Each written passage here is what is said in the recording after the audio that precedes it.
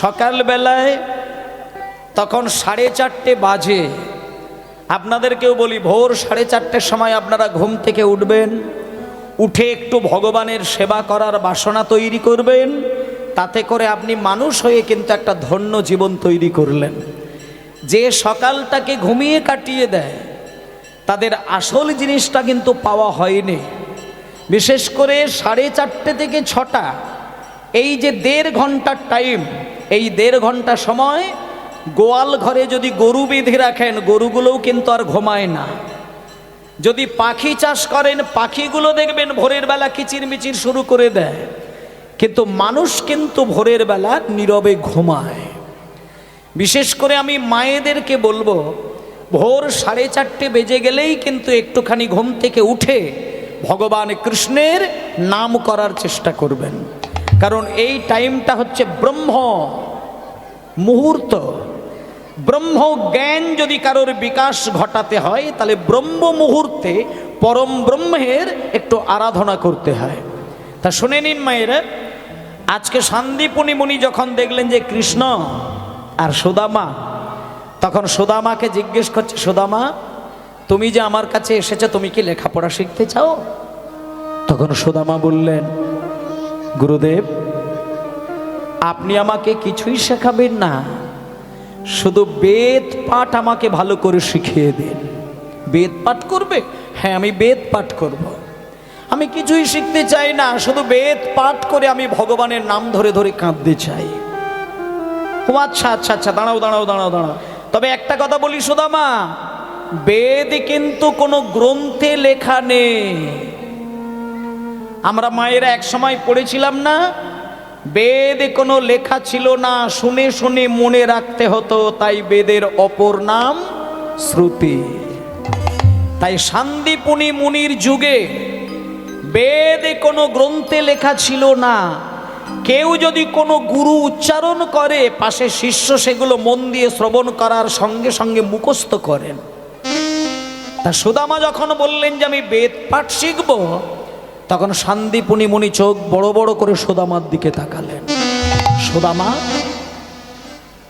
তুমি বেদ পাঠ শিখবে?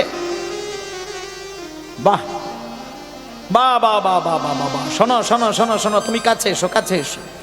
শোনো সুদামা, বেদ পাঠ শিখবো কথাটা বলতে যতটা সহজ, কিন্তু বেদ পাঠ শেখাটা ততটা সহজ নয়। কারণ বেদ কোথাও লেখা রূপে নেই, এগুলো শুনে শুনে মুখস্থ করতে হয়। আর বেদ যদি কারোর একবার মুখস্থ হয়ে যায়, ওটা দায়িত্ব নিতে হয় যেন সে জীবনে সেটা ভুলে না যায়। বেদ মুখস্থ হবার পরে যদি সেটা কোনোদিন কোনো কারণের জন্য কেউ ভুলে যায়, তাহলে আবার তাকে 108টি ব্রাহ্মণ ডেকে প্রায়শ্চিত্ত করতে হয়। তাহলে মায়েরা দেখুন, বেদ পাঠ কিন্তু ছেলে মানুষই কথা নয়। বেদ পাঠ মুখস্থ করা ভালো, কিন্তু ভুলে গেলে তাকে ব্রাহ্মণ ডেকে প্রায়শ্চিত্ত করতে হয়। তখন এই কথা যখন বললেন, তখন ওই 5 বছরের ছেলে সুদামা বললেন, গুরুদেব আপনি আমাকে বেদ পাঠ শেখান না গুরুদেব। আমি আপনাকে কথা দিলাম, আমি আপনাকে সংকল্প করলাম, আপনি আমাকে বেদ পাঠ শোনাবেন, আমি মন দিয়ে বেদের মন্ত্র মুখস্থ করব। আমি কথা দিলাম, জীবনে কোনোদিন বেদের মন্ত্র আমি ভুলে যাব না। আচ্ছা ঠিক আছে, তাহলে আমি তোমাকে বেদ শেখাবো। এবার পাশে বসেছিল কৃষ্ণ। কৃষ্ণকে বললেন, আচ্ছা কৃষ্ণ তুমি কি শিখতে যাও? কৃষ্ণ বললেন, গুরুদেব আমাকে বেদ পাঠ শেখাতে হবে না, আপনি আমাকে তীর চালানো শিখিয়ে দিন, একটু যুদ্ধ করার কৌশল শিখিয়ে দিন, আমাকে একটু মারপিট করার বিদ্যাটা শিখিয়ে দিন। কৃষ্ণ যখন বলছে, মানে যখনই বলেছে আমাকে মারপিট করার বিদ্যা শিখিয়ে দিন, তখন এইবার গুরুদেব বলছেন, মানে কেউ কোনোদিন গুরুর কাছ থেকে মারপিট শেখে নাকি যুদ্ধবিদ্যা শেখে? তখন কৃষ্ণ বলছেন, গুরুদেব আমাকে আজকে যুদ্ধবিদ্যা শিখতেই হবে। বলে কেন? বলে আমার অনেক দায়িত্ব আছে, যে আমাকে অগাসুর বধ করতে হবে, বকাসুর বধ করতে হবে, তৃণাবত্রাসুর বধ করতে হবে, কালীয় দমন করতে হবে, পুতনা বধ করতে হবে। তাই এত এত দৈত্যদের সঙ্গে লড়াই করতে হবে, তাই আমাকে একটু যুদ্ধবিদ্যাটা শিখিয়ে দিন। তখন গুরুদেব বললেন, কৃষ্ণ তুমি যুদ্ধবিদ্যাও শিখবে আর শাস্ত্রবিদ্যাও শিখবে, আর সুদামা তুমি বেদ পাঠ শিখবে। যখন আমায় বলেছ আমি তোমাকে বলে দিলাম, যখন আমি বেদের মন্ত্র বলবো তুমি পাশেই চোখ বন্ধ করে বেদ মন্ত্র মুখস্থ করবে। এই বলে মায়েরা দেখে নিন, 5 বছর বয়সে লেখাপড়া শিখতে গেলেন দুটো ছেলে, কৃষ্ণ আর সুদামা। 1 বছর করে লেখাপড়া শিখলেন। 1 বছর যেই শেষ হয়ে গেল, কৃষ্ণ যুদ্ধবিদ্যায় পণ্ডিত হয়ে গেল আর সুদামা বেদবিদ্যায় পণ্ডিত হয়ে গেল। এইবার 1 বছরের পরে এইখানটায় আসল ঘটনা। 1 বছর পরে যখন কৃষ্ণের বয়স 6 বছর, সেদিন সান্দীপনী মুনি কৃষ্ণকে বললেন, কৃষ্ণ তোমার আজকে বিদ্যালয় থেকে ছুটি। সুদামা তোমার আজকে বিদ্যালয় থেকে ছুটি। যেই বলে দিয়েছে তোমাদের বিদ্যালয় থেকে আজকে ছুটি ঘোষণা করে দিলাম, সঙ্গে সঙ্গে সুদামা ওরে কানাই রে কানাই রে, ওরে কানাই রে কানাই রে, ওরে কানাই রে কানাই রে, সারাটি জনমিও চাঁদ বদন, সারাটি জনম ও চাঁদ বদন, সারাটি জনম ও চাঁদ বদন, সারাটি জনমিও চাঁদ বদন, সারাটি জনম ও চাঁদ বদন, হৃদয়ে আঁকিয়া লব, হৃদয়ে আঁকিয়া লব, সারাটি জন ও চাঁদ বদন, হৃদয়ে আটিয়া লব, হৃদয়ে আটিয়া লব, ওরে কানাই রে কানাই রে, ওরে কানাই রে কানাই রে, ওরে কানাই রে কানাই রে। মায়েরা, একটু আগে আপনারা যে মাটির মালসাই করে চিড়ে ভোগ খেলেন না, এই চিড়ে ভোগের মধ্যে কিছুই কিন্তু দেওয়া নেই।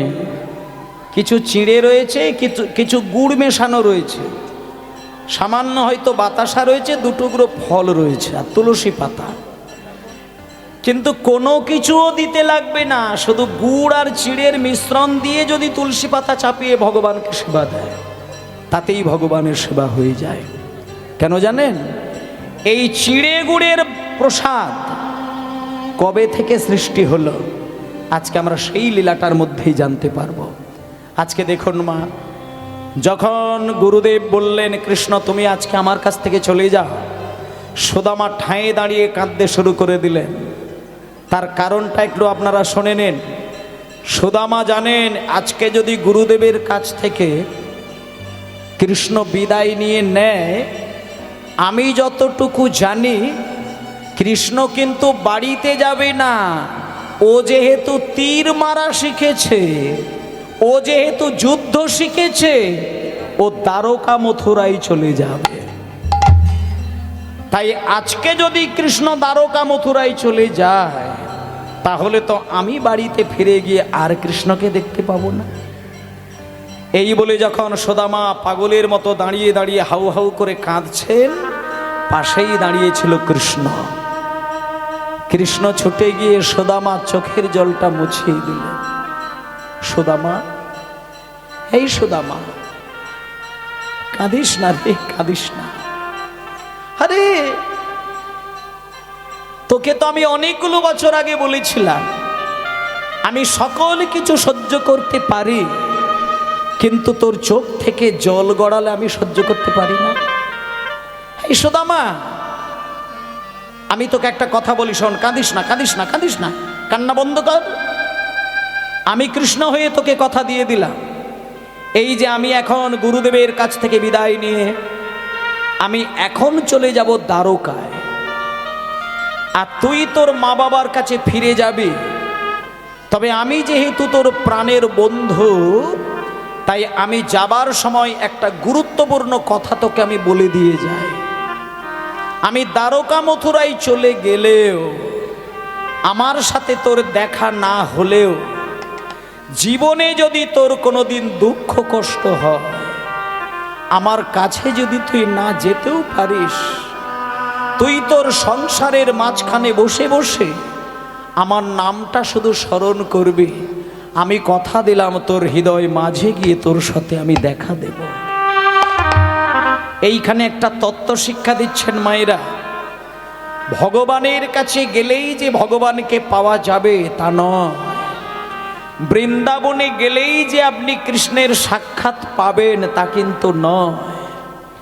আপনি যদি চোখ বন্ধ করে অনুরাগ ভরে যদি কৃষ্ণের নাম ধরে ধরে চোখ থেকে অনুরাগের বাড়ি ঝরাতে পারেন, আপনার ওই তাল পাতার কুঁড়ে ঘরের মধ্যেই কিন্তু ভগবান কৃষ্ণকে দেখতে পাবেন।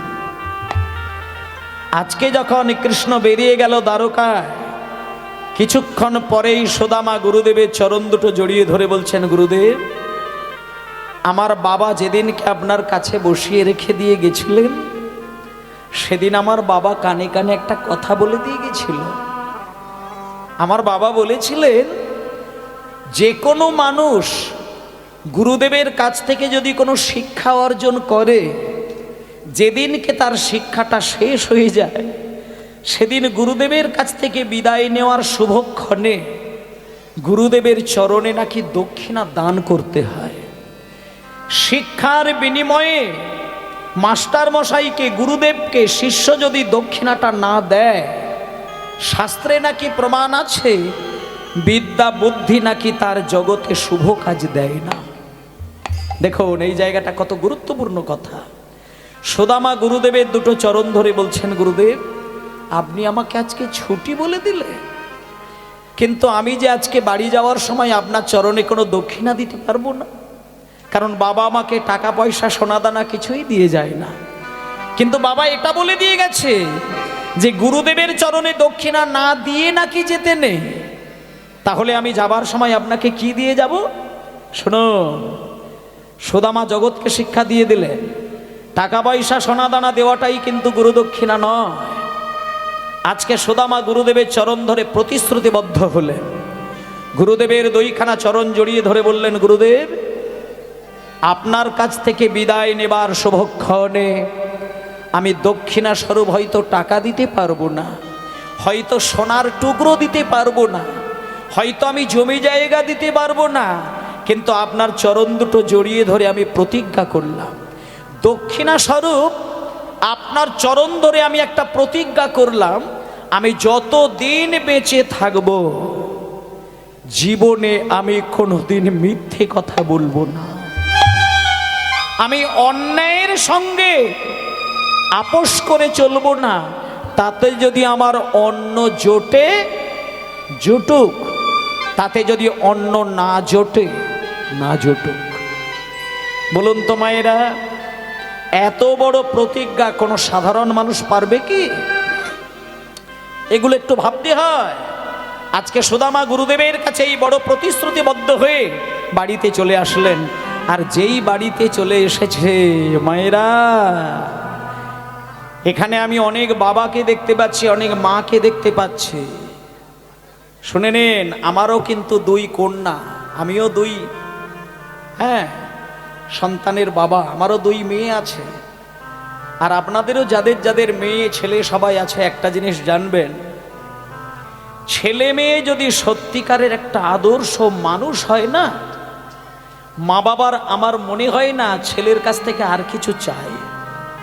একটা ছেলে যদি প্রত্যেক দিন বাবাকে গিয়ে 1 লক্ষ টাকা করে দেয়, তাতে বাবার যতটা আনন্দ হয়, তার থেকেও বেশি আনন্দ হয় বাবা ছেলে মেয়েদের যে সৎ উপদেশগুলো দান করেন, সেই সৎ উপদেশ যদি ছেলে মেয়েরা মেনে চলে, আমার মনে হয় তার থেকে মা বাবার বেশি আনন্দ হয়ে যায়। যখন ছেলে মেয়ে মানুষ হয়ে মায়ের কোলে সে ধরা দেয়, শুনে নিন মায়েরা, আপনার 10 বছরের ছেলেটা, 5 বছরের ছেলেটা, 25 বছরের ছেলেটা যখন সমাজের মাটিতে একটা আদর্শ প্রতিষ্ঠিত মানুষ হয়ে দাঁড়ায়, তখন মা হয়ে ছেলেকে বুকে জড়িয়ে ধরে পাগলের মতো কাঁদে। সেটা কেন কাঁদে? এই কান্নাটা একান্তভাবে দুঃখের কান্না নয়, এটা হচ্ছে সন্তান মানুষ হলে পরে মা বাবার অন্তরে যে পরমানন্দটা তৈরি হয়, সেই পরমানন্দের প্রকাশ হয় দু চোখ থেকে বিন্দু বিন্দু অশ্রু। আজকে সুদামা যখন বাড়িতে এসেছে, সঙ্গে সঙ্গে সুদামার মা সুদামাকে বুকে জড়িয়ে ধরে কাঁদতে শুরু করে দিল। আধার জামি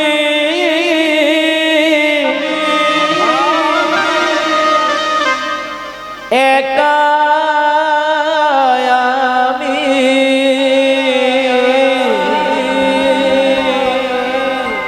খুঁজি গো তোমার,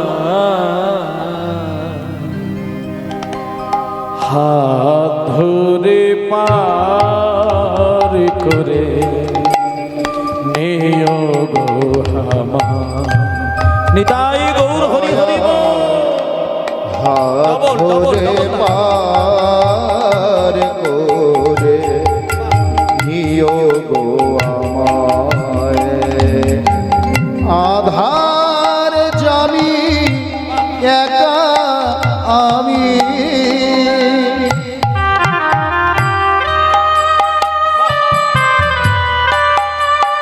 হরি হরি বল।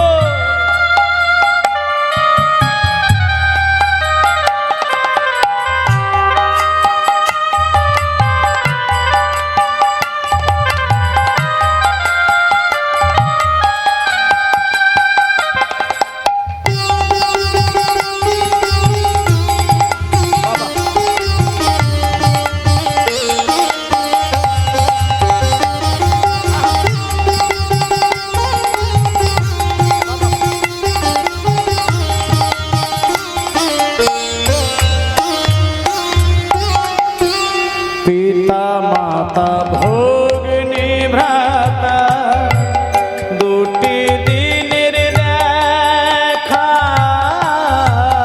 শেষের দিনে স্বজন বিনে যেতে হবে একা। ডবল করো।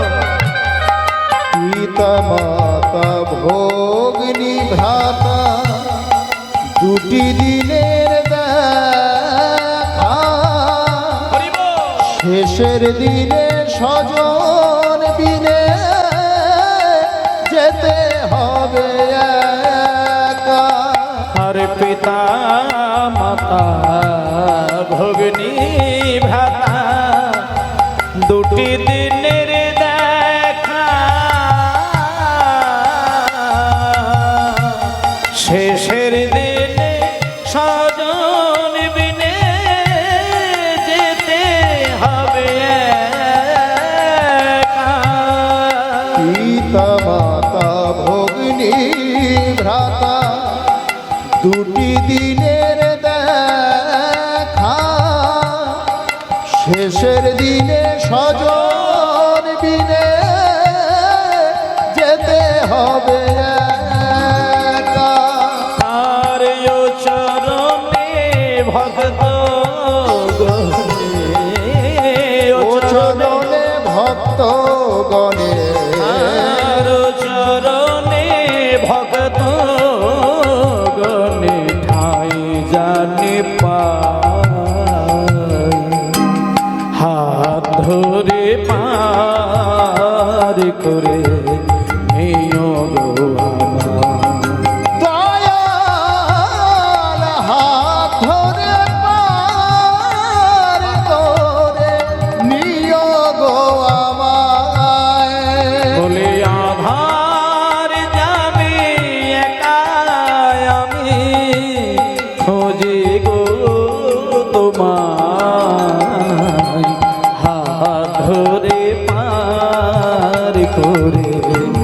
হাত ধরে পার করে, হাত ধরে পার করে নিও গো আমায়। নিতাই গৌর প্রেমানন্দে হরি বল হরি বল। ওমা, আজকে সুদামা যখন বাড়িতে এসেছে এই বাসরে নেই, কৃষ্ণ চলে গেল দ্বারকায়, আর সুদামা চলে এলেন তার নিজের বাড়িতে মা বাবার কোলে। দেখতে দেখতে সুদামা আর কটা বছর মা বাবার কাছে থাকলো। এইবার সুদামার মা আর সুদামার বাবা সবাই মিলে চিন্তা করে নিল কিছুদিনের মধ্যে সুদামার একটা বিবাহের ব্যবস্থা করতে হবে। তড়িঘড়ি করে তাড়াহুড়ো করে মায়েরা ছেলেটার একটা সুন্দর মেয়ের সাথে বিয়েরও যোগাযোগ করে বিয়ের ব্যবস্থা করে দিলেন। যেদিনকে সুদামার বিবাহ হলো, ওমা কপালটি সুদামার ভালো না।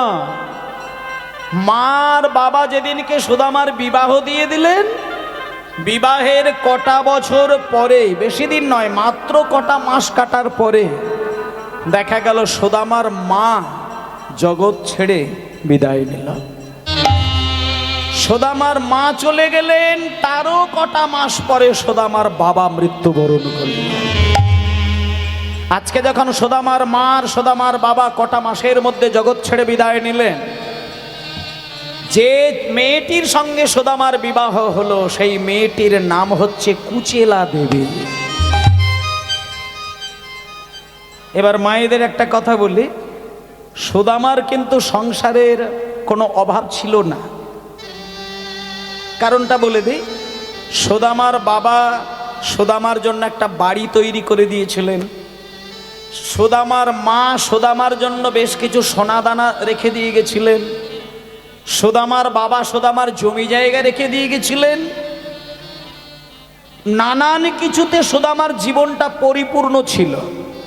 কিন্তু যেদিনকে মা বাবা পরলোক গমন করলেন, তার কটা বছর পরে সুদামার জীবনটা দুঃখে পরিপূর্ণ হয়ে গেল।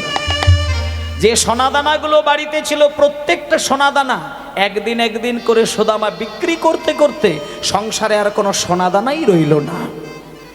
যতগুলো সোনাদানা ছিল বিক্রি করে দিল, যে ঘরটা ছিল সেটা বিক্রি করে দিল, যে জমি জায়গা ছিল সেটা বিক্রি করে দিল। সমস্ত কিছু নিঃস্ব হয়ে সুদামা তাল পাতার কুঁড়ে ঘর তৈরি করে সেইখানে স্ত্রীকে নিয়ে সংসার করে। মায়েরা শোনে নে, সমস্ত কিছু বিক্রি করে দিয়ে স্ত্রীর হাত ধরে গিয়ে নদীর ধারে তাল পাতা দিয়ে একটা ঘেরা ঘর তৈরি করে, খড়ের চাল তৈরি করে ভেতরে স্বামী স্ত্রী দুইজনে সংসার করেন। দিনের পর দিন, দিনের পর দিন, দিনের পর দিন ভজ রাধা কৃষ্ণ গোপাল কৃষ্ণ কৃষ্ণ কৃষ্ণ বল মুখে, ভজ রাধা কৃষ্ণ গোপাল কৃষ্ণ কৃষ্ণ কৃষ্ণ বল মুখে মনরে। রাধা কৃষ্ণ গোপাল কৃষ্ণ কৃষ্ণ কৃষ্ণ বল মুখে। নামে বুক ভরে যায় অভাব মেটায়, নামে বুক ভরে যায় অভাব মেটায়, ভরে যায় অভাব মেটায়। নামে বুক ভরে যায় অভাব মেটায়, স্বভাবে জাগায় মহাসুখে। ভজ রাধা কৃষ্ণ গোপাল কৃষ্ণ কৃষ্ণ কৃষ্ণ বল মুখে মনরে। গোপাল কৃষ্ণ কৃষ্ণ কৃষ্ণ বল মুখে। হরিদিন বন্ধু চিরদিনের বন্ধু, হরিদিন বন্ধু চিরদিনের বন্ধু, চিরদিনের বন্ধু। জীবের করুণা লোকে লোকে, হরিদিন বন্ধু চিরদিনের বন্ধু, জীবের করুণা লোকে লোকে।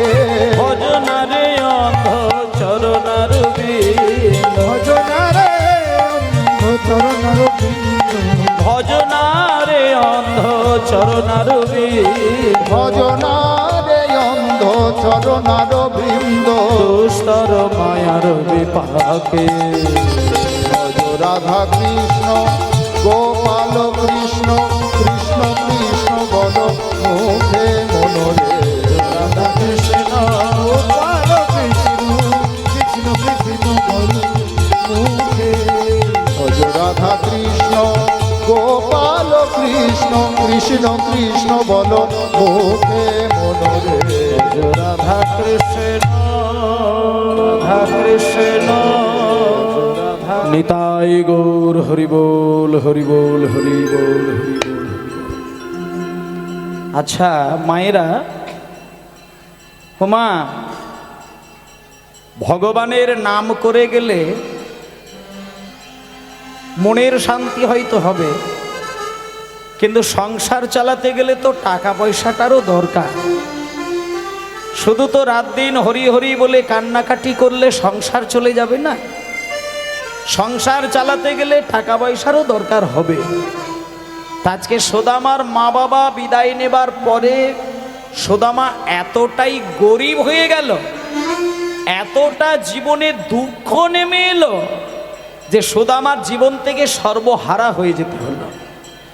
এইবার একদিন মায়েরা সংসার চালাতে না পেরে সুদামার স্ত্রী কুচেলা দেবী সুদামাকে কোনোদিন কিছু বলেনি। একটা বছর কাটে, দুটো বছর কাটে, তিনটে বছর কাটে, দেখতে দেখতে বেশ কটা বছর কেটে যায়। একদিন সুদামার স্ত্রী কুচেলা দেবী সুদামাকে বলছেন, স্বামী আস্তে আস্তে একটু আস্তে, কি হলো? ও হোক না বাবা, আর কি হবে, সব পরিবেশকে মানিয়ে নিতে হবে, কিছু করার নেই তো, আর কি করা যায় বাবা। হ্যাঁ আচ্ছা, যারা আমাদের এই মন্দিরের জন্য হরিবাসরের জন্য কেউ যদি দান দক্ষিণা করেন তাহলে কমিটির ওখানে দান দক্ষিণা নেওয়ার ব্যবস্থা রয়েছে, ওখানে গিয়ে একটু দান দক্ষিণা করবেন। নিতাই গৌর হরিবল, গৌর হরিবল, জয় নিতাই। বিভিন্ন পরিবেশ তো মানিয়ে নিতে হবে, আরতি হচ্ছে, গণ্ডি হচ্ছে, নানান রকমের শব্দ আমাদের কানে আসছে, কিন্তু কিছু করার নেই, তার মধ্যেই করতে হবে। আপনারাও শুনছেন, শুনুন, নিতাই গৌর হরিবল, গৌর হরিবল। যাই হোক, এইবার সুদামার জীবনটা দেখুন কি জায়গায় গেল। এতটাই সুদামার জীবনে দুঃখটা নেমে এলো যে সুদামা সেটা মেনে নিতে পারলো, কিন্তু সুদামার স্ত্রী কিন্তু সেটা মেনে নিতে পারেনি। কুচেলা দেবী একদিন সুদামাকে কাঁদতে কাঁদতে বলে উঠলেন, ও মায়েরা, মেয়েরা সবই সহ্য করে নিতে পারেন, একটা জিনিস কিন্তু মেনে নিতে পারেন না। সেটা কি জানেন? কোনো স্বামী যদি স্ত্রীকে এক সপ্তাহ না খেতে দেয়, স্বামীর ভালোবাসায় স্ত্রী না খেয়েও দিন কাটিয়ে দেবে, কিন্তু স্ত্রী লজ্জা নিবারণের জন্য যে কাপড়টি পরেন, সেই কাপড় যদি কোনো স্বামী স্ত্রীকে কিনে না দিতে পারে, তাতে করে কিন্তু স্ত্রীর মাথাটা কিন্তু ঠিক থাকে না। আজকে দেখুন মায়েরা, সুদামা স্ত্রী একদিন সুদামাকে বলছে, স্বামী আমি এই খড়ের চাল, বাঁশের জানালা, বাঁশের দরজা, তালপাতা দিয়ে ঘেরা, আর ওই পান্তা খেয়ে, মুড়ি খেয়ে, ফ্যান খেয়ে দিন কাটাই বলে আপনি যেন মনে করবেন না যে আমি হয়তো মনে মনে হয়তো কষ্ট পাচ্ছি, এটা আপনি মনে করবেন না। কারণ আপনার ভালোবাসা যদি আমি পেয়ে যাই, তাহলে আমার এই তালপাতার কুঁড়ে ঘরটাই কিন্তু আমার কাছে রাজপ্রাসাদ। আর মেয়েরা কিন্তু, মায়েরা কিন্তু স্বামীর ভালোবাসা যদি পেয়ে যায় আর কিছু কিন্তু চায় না। সুদামা স্ত্রী কুচেলা দেবী স্বামীকে কিচ্ছু চায় না, কিচ্ছু চায় না, কিচ্ছু চায় না। কিন্তু মায়েরা, লজ্জা ঢাকার শাড়িটা যদি কোনো স্বামী না কিনে দিতে পারেন, ওটা কিন্তু কোনো মেয়ে কিন্তু সহ্য করতে পারেন না। আজকে লজ্জা ঢাকার যে শাড়িটা সুদামা স্ত্রী নিত্যদিন পরে, একটা শাড়ি দিনের পর দিন, মাসের পর মাস পরতে পরতে দেখা গেল শাড়ির বেশ কিছু জায়গায় ছিদ্র হয়ে গেছে। এবার ওই ছেঁড়া শাড়িটাকে পরে একদিন সুদামা স্ত্রী কুচেলা দেবী সুদামাকে গিয়ে একটু রেগে গিয়েছিলেন সেদিনে। আসলে মায়েরা কি জানেন তো, সংসারে যদি অভাব এসে যায় না, মুখের ভাষাটা একটু নড়েও যায়। কোনো বাড়িতে যদি অভাবটা অতিরিক্ত মাত্রায় এসে যায়, তাতে করে স্বভাবটাও কিন্তু একটু নষ্ট হয়ে যায়। আজকে কুচেলা দেবী ছেঁড়া শাড়ি পরে নিজের লজ্জাটাকে ভালো করে ঢাকতে না পেরে কোন রকমের শাড়িটাকে অঙ্গের মধ্যে জড়িয়ে সুদামার কাছে গিয়ে বলছেন, স্বামী, যারা ভগবানের নাম করেন আমি শুনেছি তাদের জীবনে নাকি দুঃখ আসে না। যারা রাত দিন কৃষ্ণ, একটু রিবাবটা কোথায় গেল মাইক বাবা? হ্যালো, রিবাব হালকা করে দিয়ে যাও। যারা সারা জীবন ধরে ভগবানের নাম করে যায় তাদের জীবনে নাকি দুঃখ, জ্বালা, যন্ত্রণা, অভাব এগুলো নাকি আসে না। তাহলে স্বামী, আপনি ভগবানের নাম করে যান, আর ভগবান নাকি আপনার বন্ধু ছিল ছোটবেলায়, আর সেই ভগবান নাকি আজকে দ্বারকার রাজা হয়েছে। তা স্বামী, যার বন্ধু রাজা হয়, যার বন্ধু এ জগতে ভগবান হয়, তার জীবনে দুঃখ হবে, এটা তো ভালো লাগে না। আপনি বরং একটা কাজ করুন, আপনি বরং একটু কষ্ট করে আপনার ভাই কানাইয়ের কাছে গিয়ে দাঁড়ান, আর হাত পেতে কিছু টাকা পয়সা চেয়ে নিয়ে আসুন, তাহলে আমাকে এত জ্বালা, যন্ত্রণা, দুঃখটা কিন্তু আর সহ্য করতে হয় না। এই কথাটা শোনার সাথে সাথে মায়েরা, সুদামা কুচেলা দেবীকে বলছে, কুচেলা, তুমি জানো না তুমি কাকে কি কথাটা বলে ফেললে?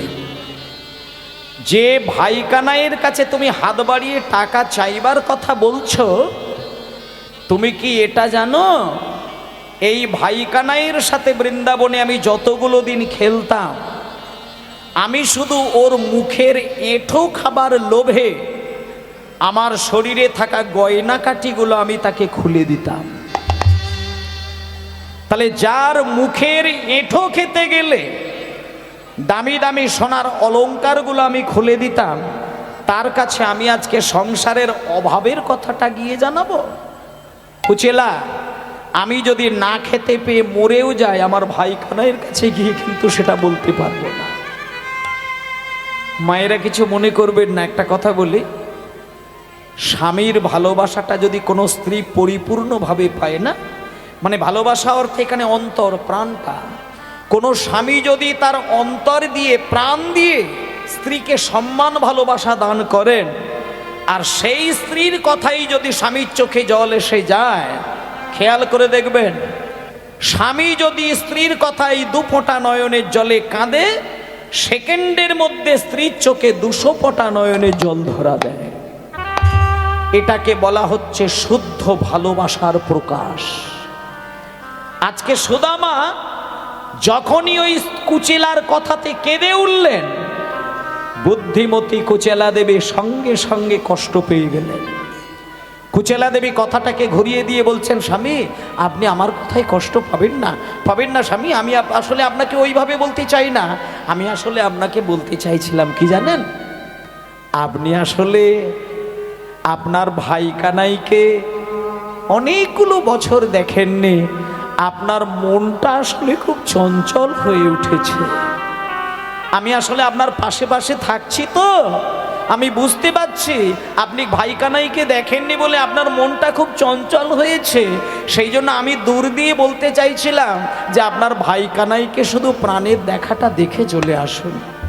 না না, টাকা পয়সার কথা বলতে হবে না, অভাবের কথা বলতে হবে না, দুঃখের কথা বলতে হবে না।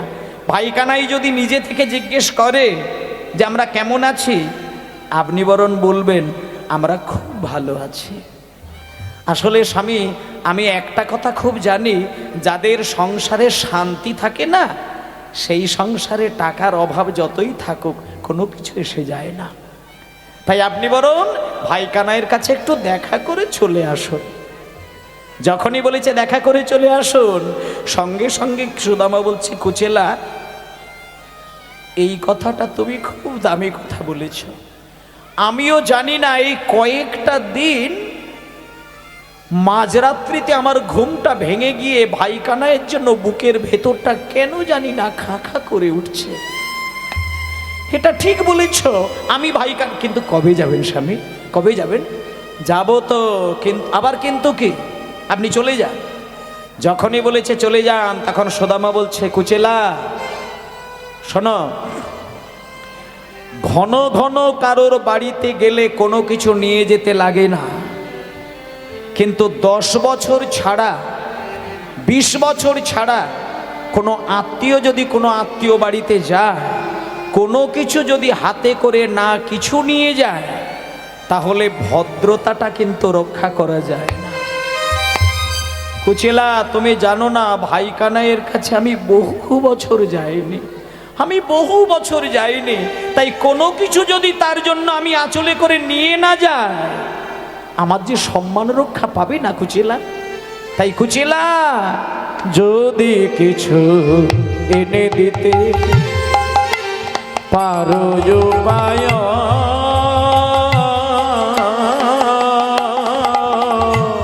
যদি কিছু এনে দিতে তার উপায়, যদি কিছু এনে দিতে পারো উপায়, যদি কিছু এনে দিতে পারো উপায়,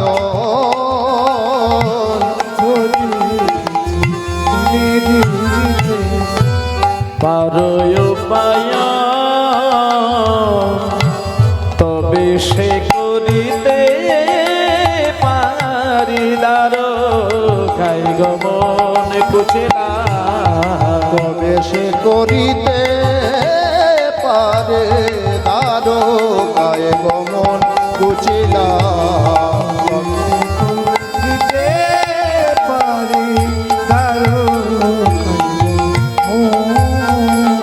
আচ্ছা একটুখানি মায়েদের বলি, ভিক্ষা কিন্তু পেট চালানোর জন্য সবাই হাত বাড়াতে পারেন, কিন্তু ভগবানকে সেবা দেবার জন্য হাত বাড়িয়ে ভিক্ষা করাটা কিন্তু ছেলে মানুষের কথা নয়।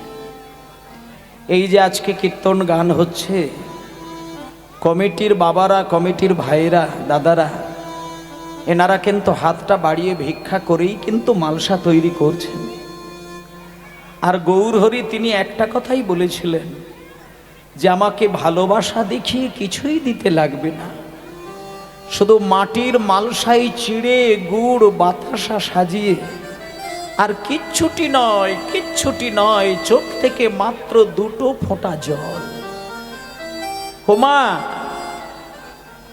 একটা রাজার বাড়িতেও যদি হরিনাম হয়, একজন জমিদারের বাড়িতেও যদি হরিনাম হয়, সে যতই টাকার মালিক হোক, সে রূপোর প্লেটে কিন্তু গৌরহরিকে সেবা দিলে গৌরহরি সেই জায়গায় কিন্তু যাবে না, তাকে কুমোর বাড়ি থেকে গিয়ে মাটির মালসা কিনে সেখানে ভোগ দিতে হয়, তবে আমার গৌরাঙ্গ গিয়ে হাত বাড়িয়ে সেবা গ্রহণ করবে। আজকে মায়েরা যখনই বলেছেন ভিক্ষা করে নিয়ে এসো, আমি তাহলে আমার বন্ধুর কাছে যাব, যে কুচেলা দেবী ছেঁড়া শাড়িটাকে পরে কাঁদতে কাঁদতে স্বামীকে বলল যে তুমি একটু রাজার কাছ থেকে কিছু চেয়ে নিয়ে এসো, আজকে সেই কুচেলা দেবীর মনটা ঘুরে গেল। সঙ্গে সঙ্গে কুচেলা দেবী স্বামীকে বলছেন, স্বামী স্বামী তাহলে একটা কথা বলবো, আপনি তো প্রত্যেক দিন সকালবেলায় ভিক্ষার জন্য বেরিয়ে যান, এবং যে জিনিসগুলো আপনি ভিক্ষা করে নিয়ে আসেন ওটা তো আমাদের 2 মানুষের পেট চালানোর জন্য, কিন্তু আজকে কিন্তু আপনি ঘর থেকে বাইরেই বার হবেননি, আজকে আপনি ঘরে বসে থাকুন, আজকে আমি ঘোমটা দিয়ে আঁচল হাতে করে নিয়ে আমি আজকে লোকের দ্বারে দ্বারে গিয়ে আঁচলটা বাড়াবো, লোকে যে যেটা দেবে সেটাই আপনাকে দেব, আপনি তাই নিয়ে ভাইখানের কাছে। এই বলে মায়েরা যে মানুষটা কিছুক্ষণ আগে স্বামীকে ভুল ইঙ্গিত দিলেন, ভগবানের কৃপা যদি কারোর উপরে এসে যায়, সেকেন্ডের মধ্যেই তার মতি পরিবর্তন হয়ে যায়। আজকে সঙ্গে সঙ্গে কুচিলা দেবী ভিক্ষার আঁচল হাতে নিয়ে আমায় ভিক্ষা দাও গো। আচ্ছা, আমি একটা কথা বলে দিই এই প্রসঙ্গে আসতে।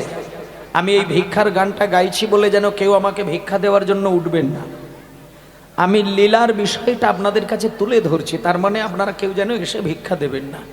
আপনারা শুধু মন প্রাণ দিয়ে লীলাটাকে দর্শন করুন, কান দিয়ে শুনুন, আর ছবিটাকে হৃদয়ে ধরার চেষ্টা করুন।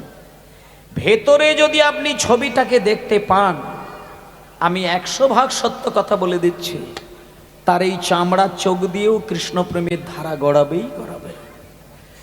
কারণ কৃষ্ণ যদি কারোর ওপরে কিঞ্চিত দৃষ্টি দেয়, তার সংসারে হাজার অভাবের সাগরও যদি গড়িয়ে যায়, শান্তির কিন্তু অভাব তার জীবনে কোনোদিন আসবে না, কোনোদিন আসবে না। আর জীবনটা টাকার ওপর দিয়ে গড়িয়ে যায় না। আমাদের জীবনটা তখনই সার্থক হয় জীবনে যদি পরম শান্তির কণামাত্র দেখা যায়। অনেক বাড়িতে দেখবেন মায়েরা সোনার পালঙ্ক রয়েছে, বিরাট বাড়ি রয়েছে, গাড়ি রয়েছে, সোনাদানা রয়েছে, কিন্তু ঘুমিয়েও শান্তি নেই, খেয়েও শান্তি নেই। মনের জ্বালা, দেহের জ্বালা জীবনটাকে যেন শেষ করে দেয়। এটা কিন্তু মানুষের জীবন নয়। শান্তিতে ঘুমানো, শান্তিতে খাওয়া, শান্তিতে জীবন কাটানো, আর ভগবানের নাম করলে নয়নে তার প্রেমের ধারা, জানবেন আপনি জীবনটা ধন্য করলেন। আজকে সুদামা বাড়িতে রয়ে গেলেন, তিনি আর বেরোলেন না। সুদামার স্ত্রী কুচেলা দেবী আঁচলটা বাড়িয়ে দাঁড়ে দাঁড়ে গিয়ে বলছেন, আমায় ভিক্ষা দাও, ভিক্ষা দাও নগরবাসী, ভিক্ষা দাও আমায়, হরিবল হরিবল। নগরবাসী ভিক্ষা দাও আমায়, ভিক্ষা দাও নগরবাসী, ভিক্ষা দাও আমায় ভিক্ষা দাও গো নগরবাসী, ভিক্ষা দাও আমায়, আমায় ভিক্ষা দাও গো নগরবাসী, ভিক্ষা দাও আমায়। তোমাদের ভিক্ষার দ্রব্য পাবে শ্যামরা, তোমাদের ভিক্ষার দ্রব্য পাবে সামরা, আর তোমাদের ভিক্ষার দ্রব্য পাবে শ্যামরা, তোমাদের এই ভিক্ষার দ্রব্য পাবে শ্যামরায়। আর ভিক্ষা দাও আমায়, আমায় ভিক্ষা দাও গো নগরবাসী, ভিক্ষা দাও আমায়। ভিক্ষা দাও নগরবাসী, ভিক্ষা দাও আমায়। ওমা আস্তে। সুদামার স্ত্রী ভিক্ষায় গেলে কি হবে? পাড়ার মানুষজন তো ভালো নয়, জানেন তো মা।